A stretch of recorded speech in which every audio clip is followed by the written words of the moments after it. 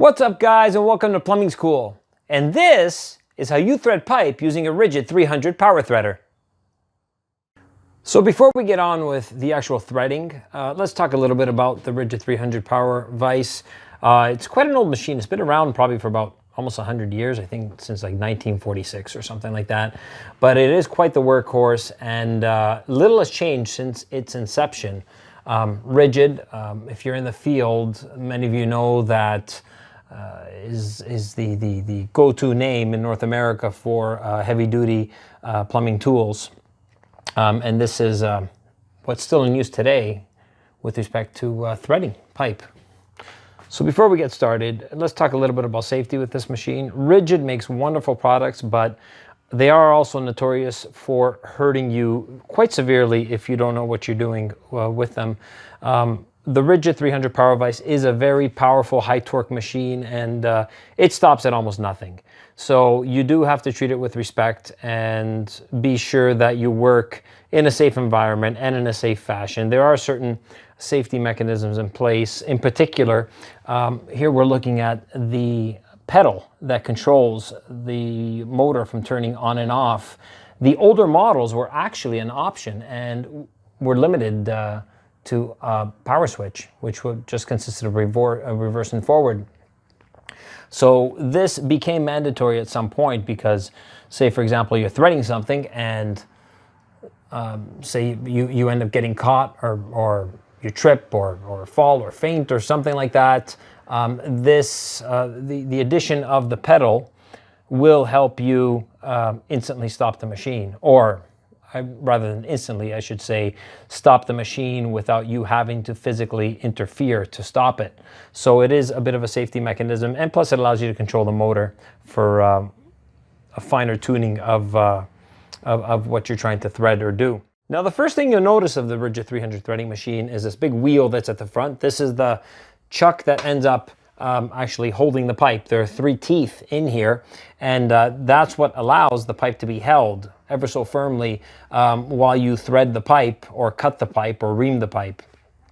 So in order to open up the chuck, you turn it clockwise in order to open up your teeth, and this opens to a maximum of 2 inch, so you can thread up to 2-inch diameter pipe. To tighten the vise, we merely turn it counterclockwise, and if you notice carefully, you'll see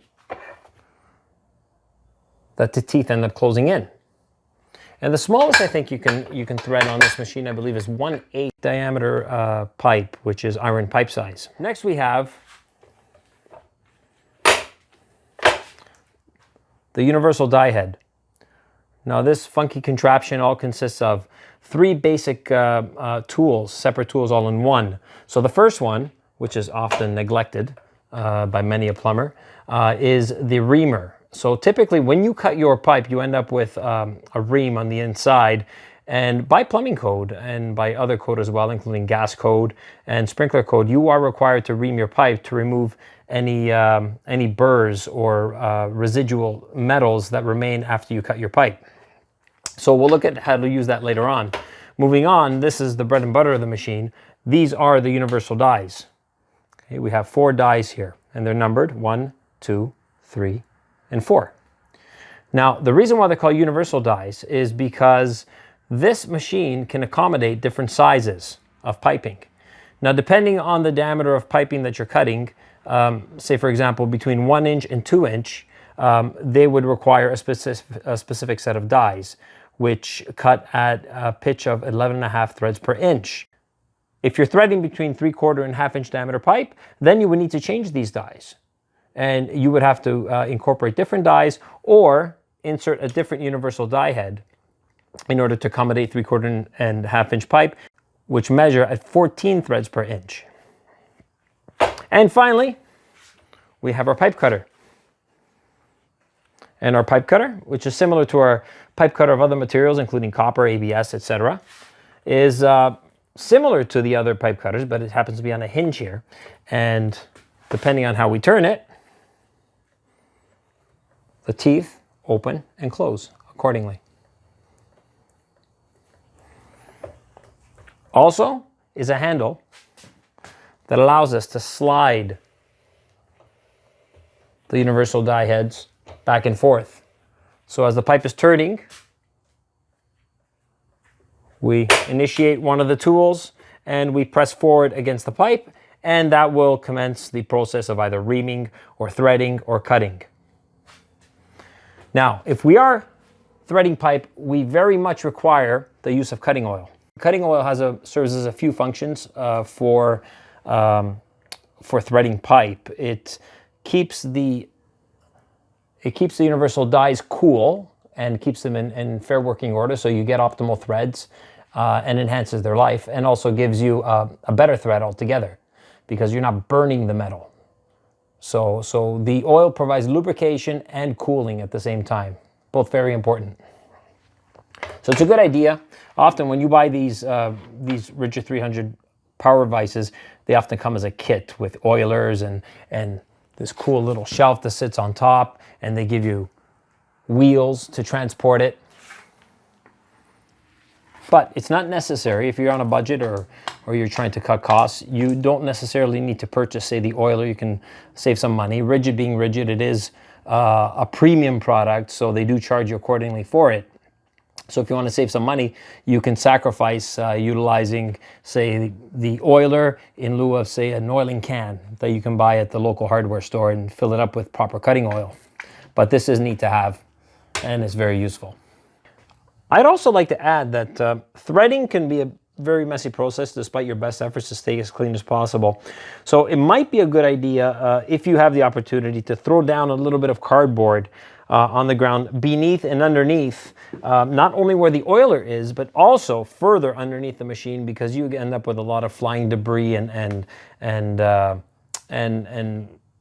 oil as well during the cutting process, squirting in. So things get a little messy, but I promise you it's all worth the effort.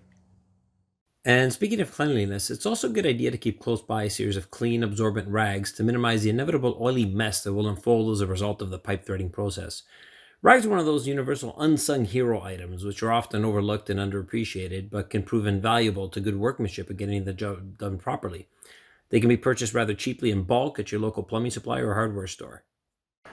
Now, before you get started, one thing you might want to make sure is, depending on the size or length of pipe you're cutting, you may need to place a stand behind the machine to support it. Otherwise, you might be putting extra stress on the long side of the pipe that's not being cut. In this case today, we're only cutting about 3 or 4 feet, and the machine is strong enough to accommodate that. Today, we're going to be working with 1-inch pipe, 1-inch diameter pipe, galvanized just for you, just for that little extra special shiny kick. And when we insert our pipe, we insert it from behind. We make sure that our vise, our chuck, is open all the way. And again, we do that by opening it or turning it clockwise, in the clockwise direction. Now it's fully open. This, again, can accommodate up to 2-inch diameter pipe. Now we'll insert the 1-inch pipe from behind. And we leave out at least about 4 or 5 inches worth. Because if we leave out any less, the universal die heads or the other tools will have a difficult time accessing the pipe, because the pipe will be too far in, which goes to say that you often cannot cut or thread a pipe any shorter than 4-inch without the use of special editions like nipple chucks. We'll talk about that another time. Now that you inserted the pipe, say about 4 or 5 inches, that's comfortable enough length. We proceed to close around the pipe. Now, be sure when you close around the pipe, you don't close it lopsided, meaning that only 2 of the teeth are catching and 1 is not. You want to be sure that that pipe is centered all the way at the middle. As we turn it counterclockwise, it tightens, and then we just proceed to give it a few pulls that way, and this will be tight. Now, these teeth I recently replaced, so they're rather new and they grab rather well, similar to Ridgid's pipe wrench, hand pipe wrench technologies. So we are ready to go. Now, before we proceed to thread this plain end piece of pipe, we need to make sure that the universal die heads are properly set to accommodate the diameter of pipe that we're working with. Now, adjusting the size of the universal die heads can be a bit tricky, because although these universal dies have a whole range of measurements, in this particular case, we have 1 inch, 1.25 inch, 1.5 inch, and 2-inch showing. What can tend to happen, number one, is that the lines don't necessarily add up properly to get a proper thread. So if it's first worthwhile to take a bit of time to apply trial and error to set your initial threads to make sure that they are proper. Now, the other issue that we have is that not all screw fittings are created equal, and some are looser than others. The typical rule is that when you screw on a screw fitting by hand, it should be able to turn freely at least 2 or 3 times before you need to apply a pipe wrench to it. So, before beginning to thread for your work, it does pay off to sacrifice some time to make some sacrificial threads and test a few fittings on to make sure that you have the proper thread. So the way this works, so open and close the dies, because once you do finish a thread, you will need to open up the dies so that you can release the machine from the newly threaded pipe. To open the dies, there's a little lever here, and there's a little arrow that says open, and there's another arrow that says close. So this opens the dies. This closes the dies. When we are going to initialize our threading, the dies must be in the closed position, provided that they are at the right size that they need to be for the pipe. Now the question is, how do we change sizes, or how do we adjust for sizes? So these, as I mentioned, are the sizes, and today in particular we are threading 1-inch IPS or iron pipe size pipe. So this is currently set to 1 inch diameter. Now I can test it to see if to determine if it's a proper thread. I'll proceed to make a thread, and then I'll proceed to just hand screw a fitting on. If I get 2 to 3 turns, it should be pretty good. So because I'm roughly at about 1 inch, I think this is a good place to start threading. So now let's presume that we have our diameter set for our cutting dies, and we have our pipe locked in about 4 or 5 inches out away from the chuck. So now we are technically ready to proceed threading. So first thing you do, lift this up, make sure that you have everything cleared out of the way. Another thing you want to have is a clean rag. Doesn't have to be anything fancy, but something absorbent, because you will get a significant amount of cutting oil, and it is a good idea to clean it up. Be sure that you have your oil ready, whether it's you're manually adding oil or whether it's an oiler. Give it a few squirts to make sure that the oil is coming out fluidly. And also, with yourself completely away from the machine, give the pedal a press with your foot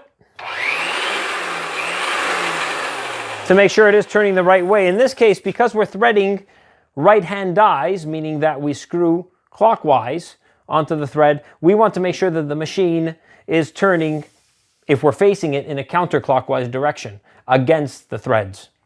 So now that we have that in place, our cutting oil is ready. We have our beautifully blue colored rag. This is locked in place, and anything that can be dangerous or get snagged is out of the way. Of course, you're not going to be wearing anything loose fitting that can get caught in the machine. You're ready to go. So you can proceed with lowering the die. Make sure that it is in the closed position, and proceed by stepping on the pedal. Now, if you notice, there's a bit of a delay. If I take my foot off the pedal, it takes a few seconds for that machine to come to a full stop. And that will apply if you get a body part caught in there or somewhere that can be harmful or cause injury to you. So always be sure you steer clear of the machine and nothing gets in the way. Very, very important. So before you even start up the machine, don't even proceed to advance the dies yet. Keep them a few inches away, and then proceed to start the machine up with your foot. Advance the dies using the handle.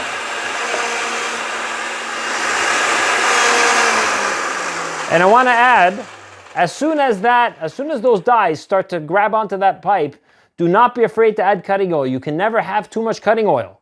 Cutting oil can only give you better threads. The more cutting oil, the cooler you keep those threads and your dies, and the longer your dies will last and the better your thread. So you can never have enough cutting oil. It'll just end up into your bucket and it'll recycle over and over. So you don't actually lose much cutting oil. Here we go.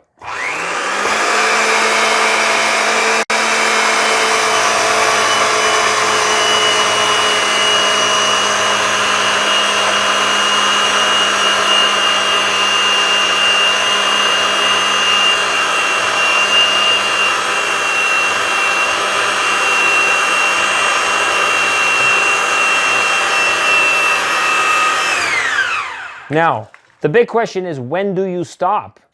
So just when you have advanced just past the number 4 die, say about 1 thread's worth, that's when you know that your thread is long enough. If you proceed too long, then you're going to end up with a running thread near the end, and when you apply your fitting, you're going to bottom out.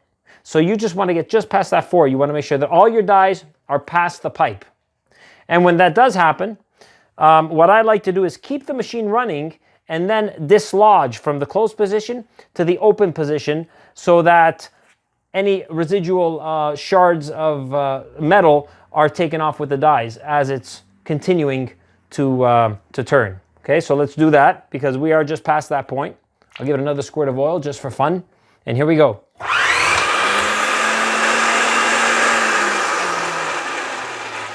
Now we proceed to move the machine out using the lever. Pull out or push up the dies, and that is our first thread. Now, be sure at this point, keep your feet away from the pedal, because if you're manipulating this pipe or you're manipulating the vise and you accidentally press that pedal, you can hurt yourself. Okay, so be sure that you keep your feet away from the pedal, or even better, you can actually put the switch itself in the closed position. And that way, if I accidentally press the pedal, nothing happens. So remember that rag? Be sure to use it. Nice and clean. And I just want to demonstrate, this is the first thread, and if I look on the floor, I've already got a whole smattering of oil all over the place, and a little bit's gotten into the oiler, and a good portion of it squirted all around onto my cardboard that I'm even more glad to have placed on the ground. And here's an example of what you get with when you end up threading. So the big question now, is this a good thread? We don't know for sure. So I'll proceed to take my fitting and by hand, manually,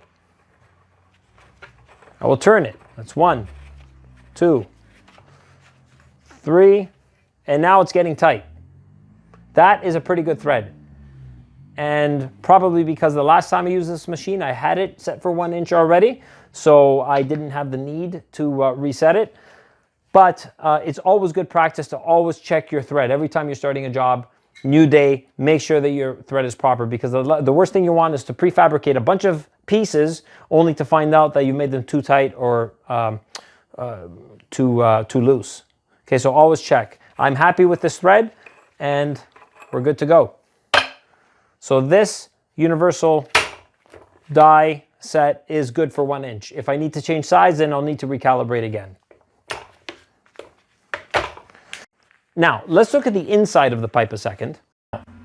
One thing you may notice, either after you have cut the pipe or after you have threaded the pipe, you may notice that there's a sort of like a recess of extra material here. That's often caused from cutting the pipe. You do not want these burrs, that's the official term, that's what they're called. You don't want these burrs to stay inside the pipe. You want to clear them out as best as possible. In order to do that, Ridgid is also providing a deburring tool on the machine itself, and we're going to do that next. Whenever you're cutting pipe, either whether it be steel, copper, plastic, you will likely end up with burrs. It's very important to remove the burrs. Not removing the burrs can result in turbulence in the lines and restriction of flow as well. So you do want to remove the burrs. It's good practice, and it's actually also code in the plumbing code book. If you recall, I mentioned that Ridgid also provides a deburring tool. It kind of looks like a torpedo or a missile. A lot of guys don't really know what it is because they don't use it. But if you do cut pipe, do be sure to deburr it. It's an extra step, but it is good plumbing practice. And of course, you guys are the best. We all know that. So you're going to keep practicing good plumbing practices. So in order to utilize the deburring tool, it's rather easy. Your pipe is already in the vise after you have cut it or after you have threaded it. You can actually deburr it before you thread it. I like to deburr it after I thread it. It's a matter of preference. I don't know if there's an actual proper way or proper time to do it, but I like to do it after I thread it or after I cut it, but not necessarily before I thread it. So this is how it works. You lower your little guided missile, and again, with all your limbs clear from the machine, proceed to turn it on. Get it going, and We will now use our lever to advance our deburring tool. Apply some pressure.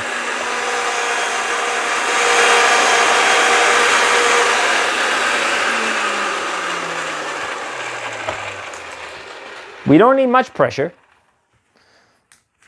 With your foot away from the pedal or the power off at the switch, we can proceed to clean out any burrs that we removed with these little blades that are on the deburring tool. Now, if we take a closer look at it, you'll see that the pipe is much nicer than it was. If you look carefully, all the burrs are gone. And the pipe is rather smooth on the inside. That's what we want. And so there we have a perfect pipe thread. So now what do we do with the pipe thread? Of course, we screw fittings onto them. That's its purpose. But we don't just screw the fitting on without putting something on it. We have to make sure that this seals properly and does not leak. Whatever we're transmitting through it, be it water or air or oil or whatever else it may be. So we have two options typically with respect to preventing leaks or applying onto the thread to prevent leaks. So first option we have is what we call, affectionately referred to as dope. This case is Masters Pro Dope, and this has Teflon on it. Another alternative, a more expensive and time-consuming alternative, is Teflon tape. This is Masters Orange Tea tape. It is actually tape that contains Teflon, and it's a very durable and reliable tape. The drawback is that it is expensive and time-consuming compared to merely applying dope on with a brush. So let's proceed with the dope method. Some people like to use both. My general rule of thumb is that if you want to make sure absolutely that your joint will not leak, it does not hurt to use Teflon tape in lieu of pipe dope. Some people like to put both on. And I know some of you guys out there are asking, well, if I put both on, which do I put on first? The short answer is, if it's a good thread, you should only need one.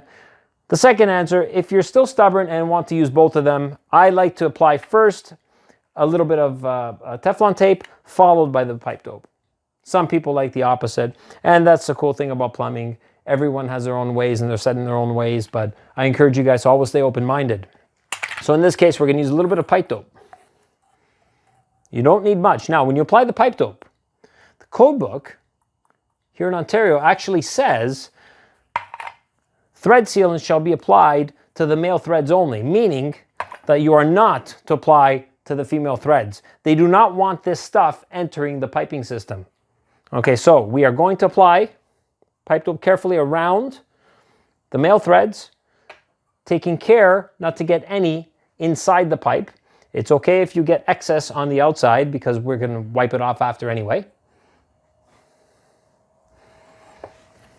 And you're good to go. Next, we take our fitting and we proceed to tighten it on. And of course, our feet are full well away from the pedal so that we don't get mangled by the machine, and we're also in the off position. And now when you've bottomed out, this is where theories tend to dissect. So typically what plumbers have tended to do in the past is utilize a pipe wrench while the pipe is still in the machine and proceed to tighten it. Not only to tighten it by hand, but they've tended to traditionally utilize the force of the machine to tighten the fitting.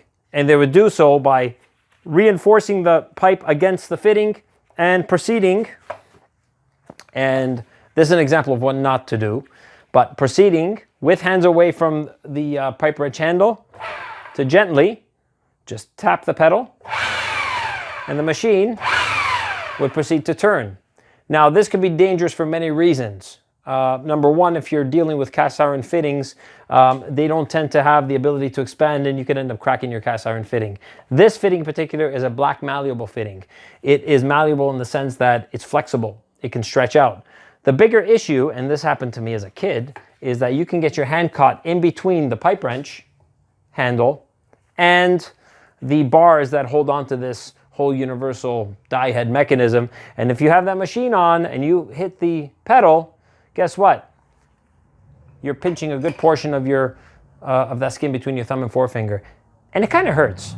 And it has a bit of a hard time growing back, so you do want to be careful. So I encourage you, if you want to give it a snug by hand, you can turn it by hand, but then I would recommend you take the piece out of the machine and proceed to tighten it by hand, either on a separate vise or by tightening it in place wherever you're proceeding to install this piece of pipe. But wait, you ask, what if I'm hardcore and using T-tape? Okay, let's do it. So if you are going to apply T-tape onto a thread, whether it's steel thread, plastic thread, copper thread, brass, doesn't matter. It's always good practice to apply T-tape so that if the end of the thread is facing you, apply T-tape starting with the end on this side and turning your T-tape in a clockwise position. You only need a few turns to get an adequate seal. And the reason why you want to turn it in a clockwise position, it seems counterintuitive because when you start it, the end is actually facing the tightening direction of the fitting, and it looks like you might end up taking the T-tape off. The difference is that when you actually snap off the tape, you're actually snapping it off so that this end now goes in the same direction that you're tightening. So you won't be removing that extra T-tape. It won't be coming off. As opposed to if you had gone the other way, when you tighten your fitting on, you might end up taking your T-tape off in the process. So it's okay if you have about a thread or two that doesn't have any T-tape on it. Because remember, you can manually turn that fitting before it begins to tighten. And there you go. That's tight. Or that's snug. And the rest of the work is going to be carried out by good old pipe wrench. But wait, you ask, what about the other tool? What if you want to cut pipe? Okay, let's do that. So typically, the way it would work is you would pre-measure your piece, mark it, and then insert it into the machine.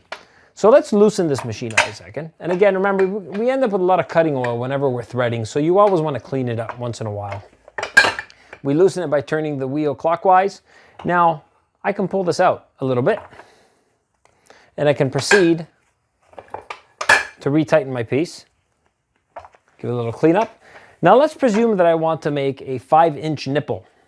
So what I can do with that is take my tape measure, make sure you have a clear marker of some sort, whether it be a Sharpie marker, soapstone, chalk, anything that works well on metal pipe. Even pencil might work. So let's make it 5 inches, let's say. There's my lovely 5-inch mark. So we want a bit of clearance between the vise and where we're cutting. Just allow a bit of clearance for the tools themselves.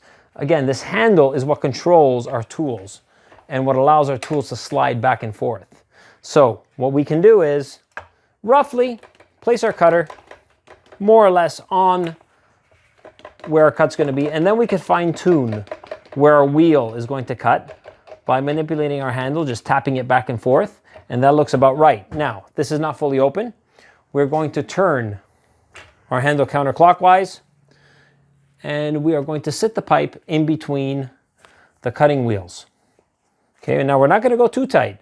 Now, before I turn the machine, I want to emphasize that we do not over-tighten this cutter. If we do, we will damage both the cutter wheel and the pipe. So a typical rule is, what I like to do is basically as the machine cuts and turns, you get a feel for it. A quarter of a turn on the handle will suffice as it turns, say, one full rotation around. Okay, so let's try that. Here we go.